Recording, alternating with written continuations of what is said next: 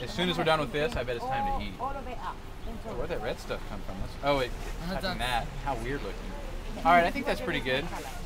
So, I have a question, guys. What happens in the winter out here?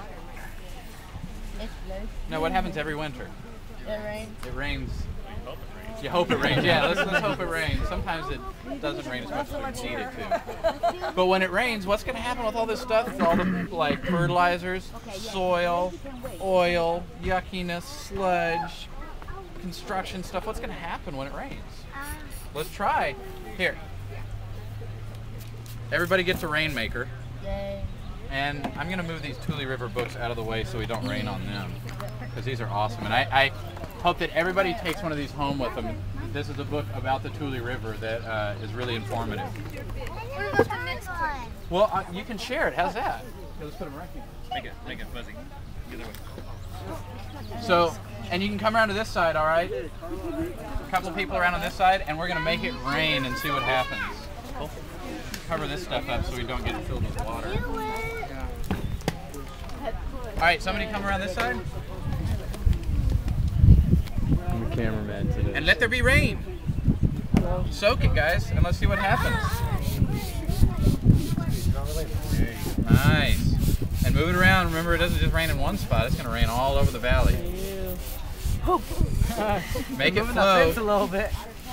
That's a heavy rain. Oh, there he goes. Picture it as all that rain going in there. Now you guys know how there wasn't a whole lot of trash out this time because we had rain on Memorial Day when people normally come out and throw trash. So Yeah. No, the dust. it's a good thing in some way. But there will be more trash later this summer. What's going to happen to the water, to the red stuff they put So in there? look what's going down into Lake Success, because remember this is Lake Success over here. Does that look like water you want to be like drinking or growing food with or swimming in? Yeah. Really? No. Oh, I don't want to go swimming with you, dude. If that's where you like to go swim. I would want to go swimming in that, but I go swimming in clean water. Exactly. So, the lesson that I'm trying to teach you guys here is we see how all these pollutants go to the bottom of the watershed. They go down to Lake Success. Connor, is your hand tired? You want to let Logan try it? You know, switch off? You guys are doing a great job.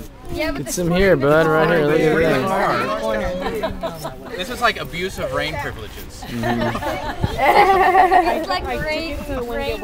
It tickles, doesn't it? So, everything that we do, we can think about how it's going to affect the watershed that we live in. So when you're changing your oil or you're out like watering the lawn or fertilizing the lawn, you want to make sure you don't use more than you need and that you clean up after yourself. And we pick up the trash that we see so it doesn't end up down in the lake. Yeah, you guys are very efficient rainers, making sure the cows are in the ditch. This is like the 10,000 year flood. The world is ending. I think Noah's coming. I don't think it, Yeah, look at that. Look at that lake now. It's rain enough. Hey guys, Now the sun's come out. let's put the rain away and let's talk about what we see. Thank you. Now let's set the rain bottles right here. Man, it's all over me. So what, guys, talk to me. Tell me what you see. Tell me what happened when it rained. What is it? Yeah, the farmer's field is flooding. Here's what we can do. Check this out. We have this magic drain in the lake. Oops. And there's a drain down there that shouldn't have been open. I was like, it's going over here. Normally that has a plug in it too. So, no, put it back, put it back. I made a mistake. So, but now, you know, the farmer's field isn't as flooded, so we can talk about it. So guys, what happened when it rained? Down to do some work. Yeah? Everything started over again. What started over again? See, Everything got washed down? yeah. Yeah. So what does that mean for the lake down here? Especially What does it mean for the lake down here? it started getting bigger and bigger. It got bigger. What happened? What color did the water turn? It's kind of Pinkish kind of. yeah. Now, Clear. yeah, that's what it started out as, and we want to try to keep water clear. So there's a few things that we can do. And now, who likes to fish? Any trout fishers? So this is really important, okay, guys?